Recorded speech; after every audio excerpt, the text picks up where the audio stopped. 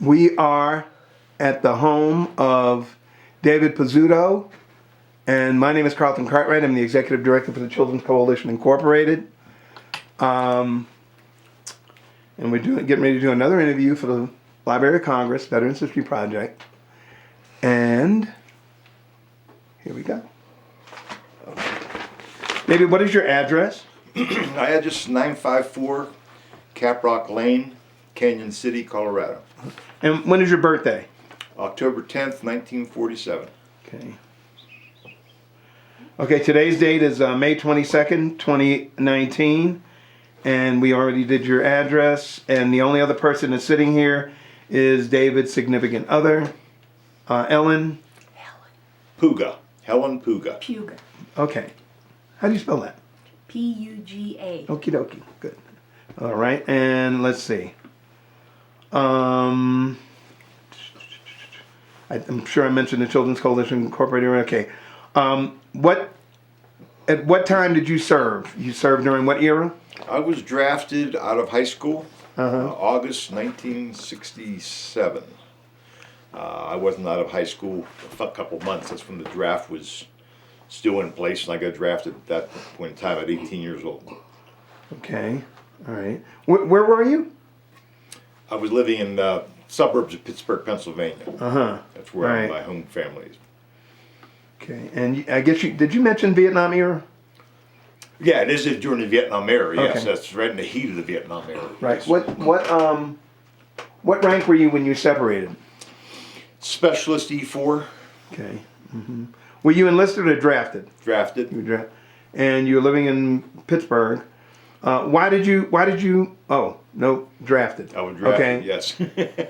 Did you think about going into a different service branch besides when you went in? No, not really. Okay. All right.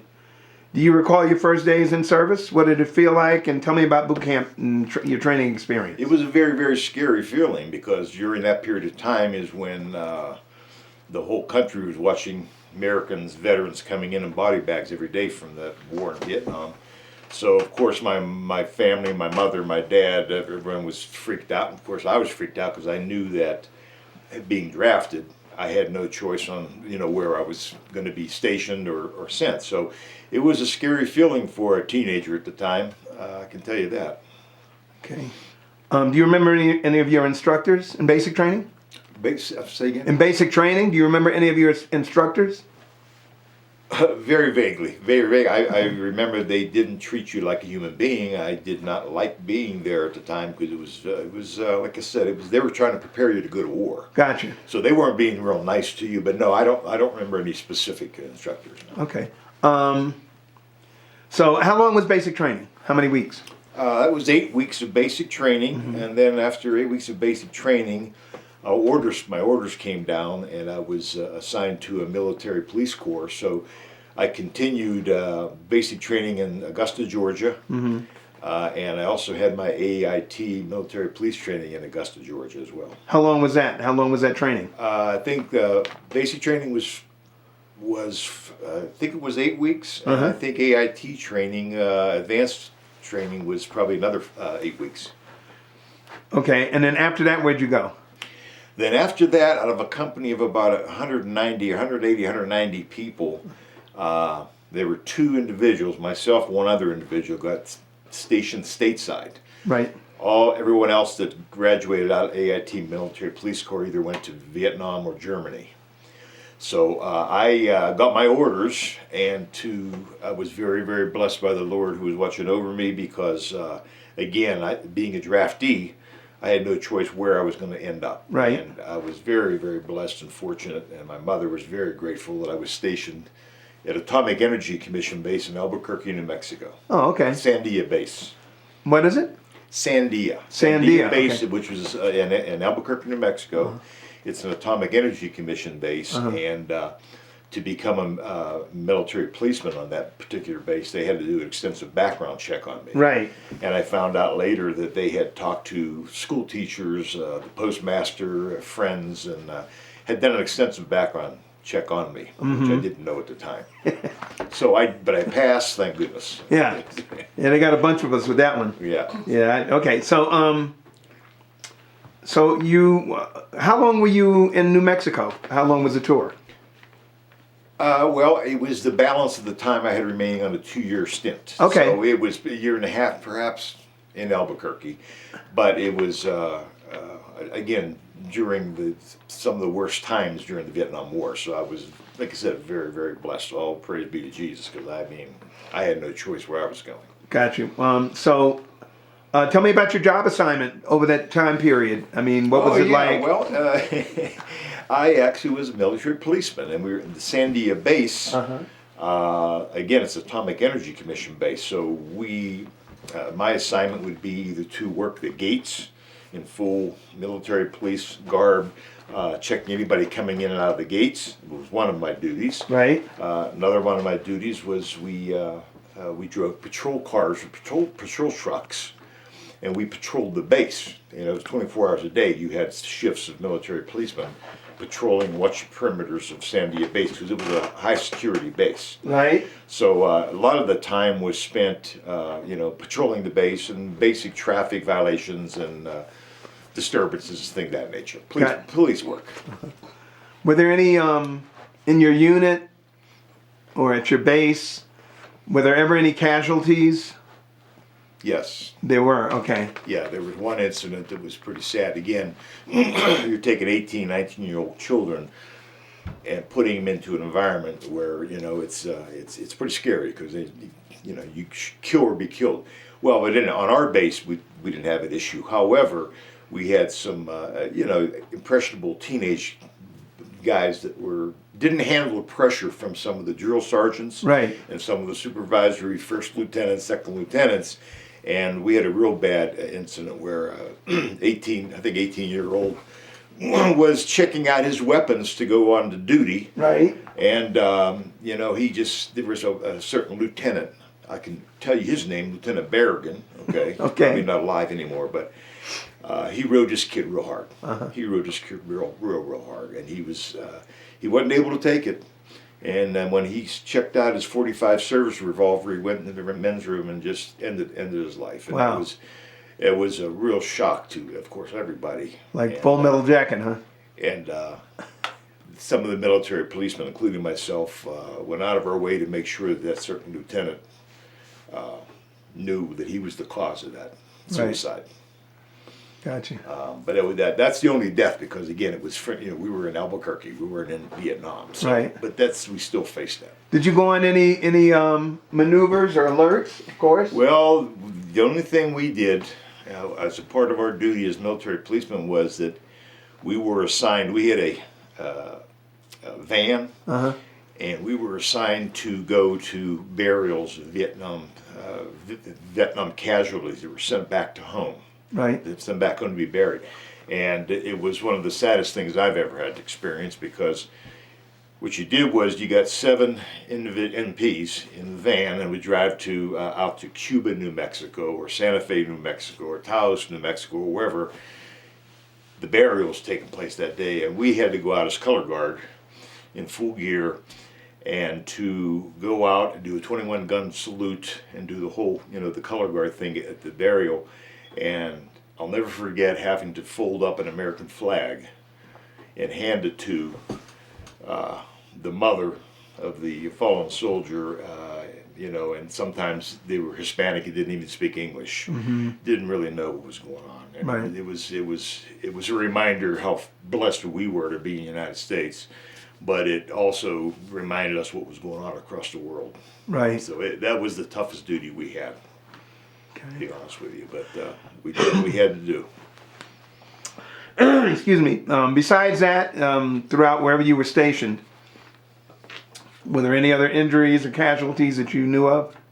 I had an injury, but it wasn't military related. I happened to be in a pretty bad motorcycle accident off duty when I was in Sandia Base, and got 55 stitches on my face, but it didn't slow me down. I mean, I kept working and doing my thing, but I scared people for a while because I had 55 stitches on my face. But other than that, no. Again, we were in friendly territory, so I didn't have any of that. Gotcha. And again, what years did you serve in the service? 1967. I graduated high school 66, Uh-huh. and right out of high school, within 3 months of graduating from high school, I got my enlistment papers. Oh, okay. My draft, I should say my draft papers. Right, yeah, And yeah. so that was August 67, and I got out in August of 69. Okay. Okay. Where did you travel while you were in the service? Was that the extent, or Yeah, the go on R&R? Yeah, well, I would go back to see mom and dad back in Pittsburgh whenever I had the opportunity, maybe a couple times during that stint. But most of my travel was local, and again, it was funeral detail, which none of us look forward to. Like I said, you said 7 military policemen. You have a 21-gun salute, so it's 3 shots with seven military policemen. Right. So I got a chance to see a lot of New Mexico, but a lot of it was very, very depressing because, like I said, I was going back to bury their children. Right. Okay. Tell me about a couple of your most memorable experiences. Give me. In military experiences? Yeah. Well, coming into the military was a real experience when he brought out the shears and shaved my head. And he said, "Hey, okay, boot, now here's what's going to happen." Right. You know, coming out of high school and what you have in high school, and all of a sudden being taught how to put a bayonet and a rifle and hand-to-hand, how to kill people and how to shoot weapons and how to destroy people, and it goes against everything you're growing up to believe in. Right. So it was a real shock. I mean, for an 18-year-old to go into the environment knowing you're probably going over there where all these people are getting killed, and so yeah, that was a real memorable one. And the second one, I guess, was when I was able to say, you know, Specialist Pizzuto reporting for the last time, sir. I'm getting out of the military, because I tell you, again, to this day and every day since that time, I give all praise to Jesus. Let's put it that way. I mean, there's no way I could have ever been that lucky. I was very blessed. I got you. Okay. About the ticket you wrote to that lieutenant. Oh, I had one interesting. I did, well, I remember I mentioned Lieutenant Berrigan. I'll try to remember his name. Well, one of the things I did personally, not like me. I did several things. I'm only going to tell you about one, though. Right. I was on duty one day and driving around in my patrol truck, military police on the side, and Right. white hat and white gloves and military police, and we're taught to enforce the laws. Well, I'm coming by the Justice Building and I see the officer of the day, who happened to be Lieutenant Berrigan. He's in his little nicer car, military police car. And I knew he was on duty that day, and I'm doing my patrol, and I look up, and he's parked in front of a fire hydrant. He ran into the office building, whatever. So I knew it was going to cause problems, but I stopped, and I wrote him a ticket. And I'm just about, and again, I'm in my full garb, and I'm putting it under his windshield wiper on his patrol car. Right. And here he comes down the steps. Okay. Private Pizzuto, what are you doing? Right. I says, I'm doing my duty as trained sir. And I saluted him, and I drove off. Well, he thought he was going to punish me, and so what he ended up doing, I normally wasn't going to bring this into the conversation, but he decided I no longer had he didn't like me, but he decided he didn't want me to be a military policeman any longer, so he arranged to have me shifted to a different department. So he made me a cook.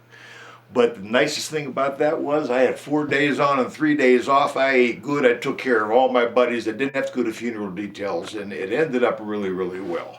So, but I made my point with Lieutenant Berrigan, and that was the nicest thing I did for him. Let's put it that way.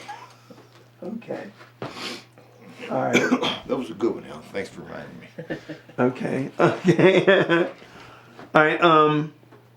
So, and I know you got to get what awards, medals, citations, good conduct, something. Yeah, I qualified in numerous weapons. Excuse me. I shot expert in .45. I mean, I did really well in the weaponry side of things. I shot at M79 grenade launchers, M60 machine guns. Right. And so I did real well in that respect. I didn't get a lot of medals for good behavior. Right. But, Okay. but we all survived, and I think we're all better for it. Right. Okay. Were you ever involved in any strategic battle planning? No, not in my station. My whole thing was to protect the nuclear facility that I would, Sandia Base was a very secure nuclear facility, and so our whole thing was security, and so that's what we were trained and focused on. Gotcha. Okay. All right. Okay. How did you stay in touch with your family while you were in the service? Well, when I was in service, I had two younger brothers, Kevin and Mark, and I did a lot of writing. Back then, that was, of course, before the internet, before computers, before we had access to cell phones and texting and all that. So I wrote a lot of letters back home. I mean, handwritten letters, trying to stay in touch with my brothers and my parents. And excuse me, once in a while, I'd be able to afford a ticket to sneak back home and go back home for 3-4 days. So, right. it was always a reminder of where I came from. Gotcha. It kept me very grounded. Cool. Tell them about the one where you snuck in on your parents. Like, you know what? Wasn't it Christmas one time where you went Surprised everybody went home? Oh yeah. I tried to do that, but my mother always knew I was coming. I could not fool my mother. I don't care what I did. I knew you were coming. She'd always tell me I knew you were coming. Moms know best. What was the food like in the military? What was the what like? The food. The food wasn't bad, especially when I became a cook. I mean, we had a lot of food, and we had access to a lot of food. So no, the food was not bad at all. Okay. It really wasn't. We were well taken care of, but again, I wasn't in a war zone. Right. Did you have all the supplies that you needed all along? Yeah, we had our own barracks, and we were taken care of. Again, some of the biggest challenges being that young was dealing with some of these, graduate second lieutenants coming out of officer training, Right. and coming in and thinking they had all this authority. Meanwhile, they're the same age as us or whatever, and they're trying to utilize that authority and give everybody a hard time. So it was a lot of part of growing up at that age, I think. Right. But it sure was a culture shock for an 18 or 19-year-old to go into that environment, even in Albuquerque. Really? Yeah. Gotcha. But I am not complaining, because when I think about the men that are sleeping in the mud in Vietnam, and so many didn't come back, including some friends. I mean, I have no complaints.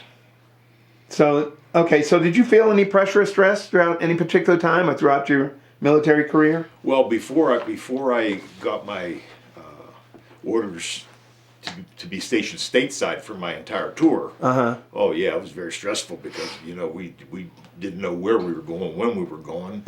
They were teaching us how to kill, and you're going to kill, or you better kill, or you're going to be killed, and that's a lot for an 18, 19-year-old to live with.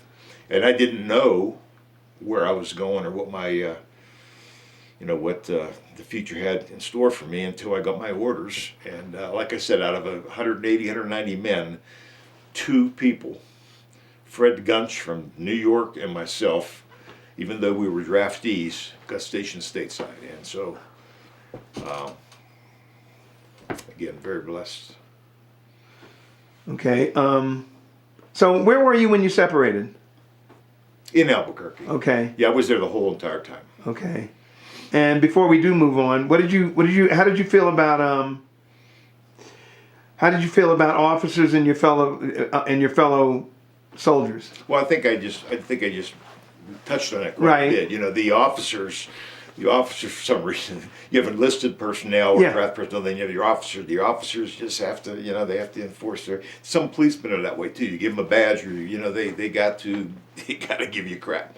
But for the most part, it was really good for me, because I met a lot of my buddies from across the country. As a matter of fact, probably 10 years ago, via the internet, we were able to do some searching, and I live up here in Colorado on 100 acres on top of a mountain, which you can't see right now, but we have had 6 reunions of military policemen Oh, wow. that have come out here to stay with me for 3 to 4 days. They come from West Virginia, couple from New York, California, Oregon, Alabama, and it's so nice to be able to see these guys after all these years. It's been 50 years. Right. 50 years. And we sit here and we share pictures and we talk about some of the shenanigans we were involved in back at the time. But there's a real bonding between military policemen, and yeah, we've had some really good reunions out here. And to this day, I'm in touch with about 9 of my buddies. Wow. That are still alive with me, and That's extraordinary. it's been really pretty special for us. Cool. It really has. I want to hear about the shenanigans. Yeah, well, there's just shenanigans. I skipped that question. Do you recall any particularly humorous or unusual events? Oh yeah. You got a couple? Just give me a couple. Give me. Well, some of these guys I ended up being military policemen with in Albuquerque. Again, they came from different parts of the country, different cultures and everything else. And some of these guys were real characters. I mean, you got to remember, we're talking about late 60s. We're talking about, the hippie days, and we're talking about Woodstock, and we're talking about pretty special period of time for me anyway. Got you. But yeah, I mean, some of the stories, you get these guys when they're off duty and having a few drinks. And one of the big things down there, we had Sandia Base, which we were stationed, and there was also Kirtland Air Force Base and Monzano Air Force Base. And we were MPs, military police. The Air Force has APs, air police. And the air police and the military police didn't get along too good. We, for some reason, I don't know why, because we had different, just like football teams, I guess. Yeah. So there were several incidents where the military police and and this comes up quite a bit on our reunions, talking about some altercations and bad words and things. Nothing serious. But oh yeah, these guys would get drunk. Some of these guys would pull some stunts. I mean, they would pull some stunts that I probably shouldn't be sharing. But yeah, so yeah, there's some good memories. Several good memories out there. All right, that'll serve the purpose. Let me see. Okay, got through that. Hey, did you keep a diary? No, I didn't. Gotcha. No. I was just trying to get through. And matter of fact, I kept the calendar. I kept counting down the days. I knew 191, 190, 180. Right. And then now I'm a short timer. Right, yeah. 80 days and 70 days. All right, I got that I one. just wanted out. I wanted to be a civilian again. Okay. So immediately when you got out of the service, what'd you do? Did you go back to school, go to work? What'd you do? I went back to the suburbs of Pittsburgh, where I'm from. And probably for the first 6 months, I enjoyed life. Got a job, and probably just enjoyed life, being with my friends again, back home again. I did go to community college for a while, and it was an adjustment, but I was very, very happy to be a civilian because the war raged on. I'm still going home, and I'm still seeing body bags coming on TV every day, and so it was a constant reminder how very blessed, and I'm not going to say fortunate or lucky, how very blessed that I was to get through that. I got you. So you said you went back to school. What kind of job did you just go police or? Yeah, no, my dad, who was, I come from a military family, my dad, who was a policeman who retired as a policeman, was really encouraging me to apply to become a Pennsylvania state trooper. He really wanted me to pursue the police field. Law enforcement, yeah. Law enforcement, Right. yeah. And, but after my 2 years doing what I did, I wasn't ready for that. He encouraged me to do that, and I didn't do that. So I did some other jobs, and I was just, for a while there, a period of time, I was just, adapting back to civilian life and working, doing the kids. I was still a young man. What were you doing? You know What kind of work were you doing? I was going to concerts. Oh, by the way, I was a musician. I was playing a lot of music. Oh. I was in rock and roll bands when I got drafted. Oh, okay. I had to leave my buddies behind when I got drafted. Yeah. And so when I got out, I mean, my interest in music has been very strong all my life. What instrument you play? Drum, percussions, drums. Gotcha. Drums. I also play a little accordion, which my dad got me started on. But music was always a part of what I was doing. Right. So when I got out, I got in bands, and we played, and that was where my focus was, and that's what I really loved. And I pursued music for quite some time. After that, I ended up moving to Colorado. Right. And that's where I've lived for the last 20 years, 25 years, something like that, and ended up my music career here in Colorado, playing in bands in Colorado. Oh, okay. So you came back and did that again? Yeah. Wow. Yeah. All right. All right. Okay. Have you joined any veterans organizations, by the way? No, I mean, I do want to I do want to say some very positive words toward the VA Veterans Administration, the medical side of things. Okay. Because you hear about people complaining from time to time Right. about this or that or whatever. Right. I will tell you this, and I'd like to get this on record. Uh-huh. I have been using the VA for 12, 15 years, Right. maybe, something like that. I've had 2 major surgeries. I've had all kinds of issues, and I have had nothing but the best service from the Veterans Administration. Okay. I have no complaints from the nurses to the doctors. Sure, it is sometimes you have to wait a little while, but you know what? When you consider the amount of men out there that they have to treat, and Yeah. women, Yeah. you know, I've never had major surgeries in 2 different veteran, the one in West Palm Beach, Veterans VA in West Yeah, Palm Beach, Florida, right. major surgery there. Had major surgery at the Veterans Hospital in Pittsburgh, Pennsylvania. Uh-huh. I'm out here in Colorado being taken care of, so I have no complaints, No about complaints. the Veterans Administration. No. Okay. Just a couple more questions. Well, I'll do them one at a time. Did your military experience influence your thinking about war or about the military in general? Well, yeah, it gave me a first-hand look. You know, it did give me a first-hand look, and then you've heard this saying, "War is hell." Even though I wasn't there to see it firsthand, thank God that I didn't have to put another human being in crosshairs and consider pulling the trigger. But yeah, I mean, I've never believed in war. I don't like war, and war is hell. So I mean, it just gave me a first-hand look from being inside the military, even though it was here in the United States. Right. Okay, and how did your service and experiences affect your life? Well, they taught me, they taught me through basic training what it's like to get physically fit and to put you through rigorous physical training and which not just works on your body but works on your mind. It mentally toughens you up. And I think it gave me, I mean, even though I kicked and screamed and didn't like it really the whole time, I did learn a lot from it. I learned some responsibility. I learned to get along with a lot of different people. I've learned to deal with authority, for example. I didn't like it, but I learned to live with it. And so, yeah, I mean, it did shape my character, I think, for the better when I got out of the military. Right. No doubt about it. Okay, well, is there anything you'd like to add that we haven't covered in this interview? No, all I can say is God bless the veterans, and I just really want to pray for all those that didn't make it back. I know some personally, and I just pray for them and their souls, and I just hope that we can avoid war going forward, because it's not fun.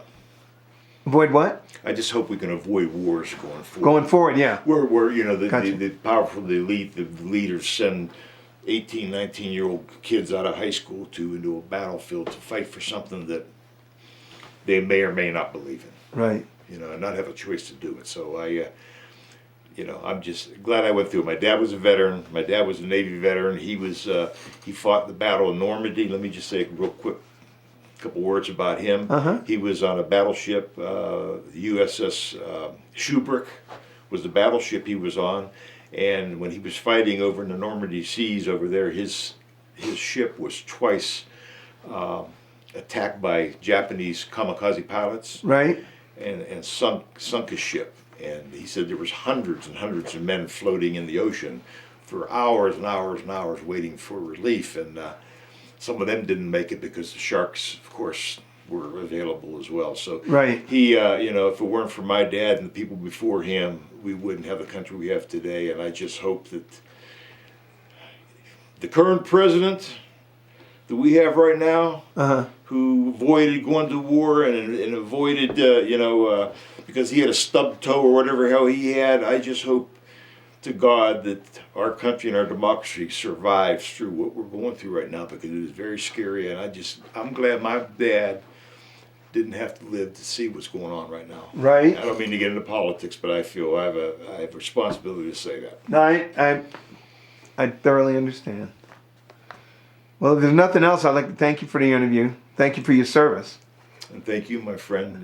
Thank you for your service, and thank you for everything you've done for children overall. No, I was just saying that when I got drafted, I was all my buddies and I got together. We went out and had some drinks the night before because I had to go down to downtown Pittsburgh to the train station to be shipped off to basic training. And so at the time I was playing in bands. I was a musician and I had pretty long hair. And so when I was going down, my buddy got all drunk up. He's getting ready to take me down to the station, to train station. I said, well, you know, they're going to shave my head off. You know that? So I'm gonna try to take a little of their satisfaction from that. So what we did was got some scissors out and we cut. I had hair about down on my shoulders, and I shaved half of my head. And I go down to Pittsburgh in a train with all these guys who are scared to death. They're going to basic training, and I'm sitting there with a half a head of hair. But it felt good when I sat in that chair and they got the shears out, because they only got half of my head. I got the other half. A little what? Oh, that was just a little bit of satisfaction on my part, being drafted and getting thrown off to basic training like that. So it felt good to just get half my head shaved by the Army. Well, some of my best buddies that we reunited probably about 10 years ago, and we've had some reunions out at my place. But we have Bob Novak. He comes from Brooklyn, New York. We've got Jim Cassidy. He comes from Rochester, New York. We have Bruce Payne, comes from Alabama. We have Dennis Dudley, who comes from Eugene, Oregon. We have Mike Falvey, that comes from Northern California. Bob Kress, another New York friend of mine. Jim Driscoll's another friend. They'll really get a kick out of this. Okay. Names. There we go.